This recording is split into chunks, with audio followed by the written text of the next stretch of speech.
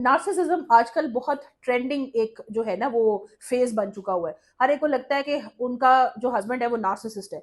If you feel like कि एक बंदा एग्रेसिव है, ठीक है, और वो आपको डोमिनेट कर रहा है, आपको गैसलाइट कर रहा है, तो वो नार्सिसिस्ट है, ठीक है। It's a wrong conception. Narcissism लोगों ने इतनी डिस्कशन कर करके उसको इतना पेक्युलर बना दिया है। Although it's a clinical disorder, ये इतना कॉमन नहीं है पाकिस्तानी सोसाइटी के अंदर। प्लस हमारे कल्चर का ये एक अपब्रिंगिंग का पार्ट है। आप इसको जिस तरह मर्जी इसको जो है वो कंसेप्शलाइज कर लें कि हमारी ये बदकिस्मती है कि हमारे majority of the mails aggressor हैं। वो गुस्सा निकालना जानते हैं, वो गुस्से को कंट्रोल करना नहीं जानते। और ये उनके पेरेंट्स से उन्होंने सीखा हुआ है, आसपास देखा हुआ है, मेजोरिटी उनके चाइल्डहुड में ये सब कुछ हुआ है।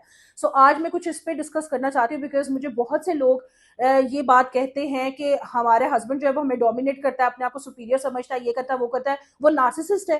ठीक है, नार्सिसिस्ट इतना कॉमन नहीं है। सो तीन चीजें जो मैं आपको आज बताऊंगी जिससे आप आइडेंटिफाई कर सकते हैं कि your partner is a narcissist और नॉट।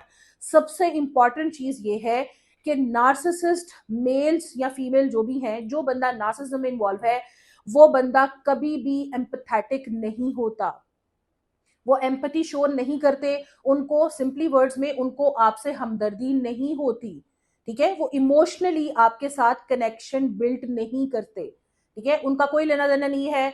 आप लोग आपका कोई मसला है, प्रॉब्लम है, कुछ है, वो बिल्कुल भी केयरिंग एटीट्यूड शो नहीं करते। और दूसरी सबसे इंपॉर्टेंट चीज ये है कि नार्सिसिस्ट बंदे को कभी भी अपने किए पे पछतावा नहीं होता।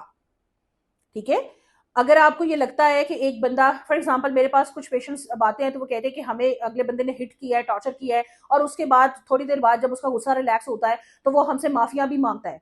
ये एक और साइकिल ऑफ अब्यूज है। बट ये नार्सिसिज्म नहीं है, क्योंकि नार्सिसिस्ट बंदे को गिल्ट नहीं होता कि उसने कुछ गलत किया है।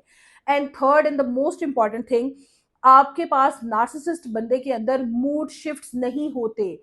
वो कंसिस्टेंटली इमोशनली अनअवेलेबल है आपके पास, मतलब कि वो ज्यादातर आपके साथ कनेक्टेड नहीं है। और ये कंसिस्टेंट पैटर्न चलता है, मतलब जब से आपकी शादी है उस बंदे के साथ या आप उस रिलेशनशिप में हैं, वो इसी तरह का है। उसके अंदर कोई चेंजेस नहीं आ रहे।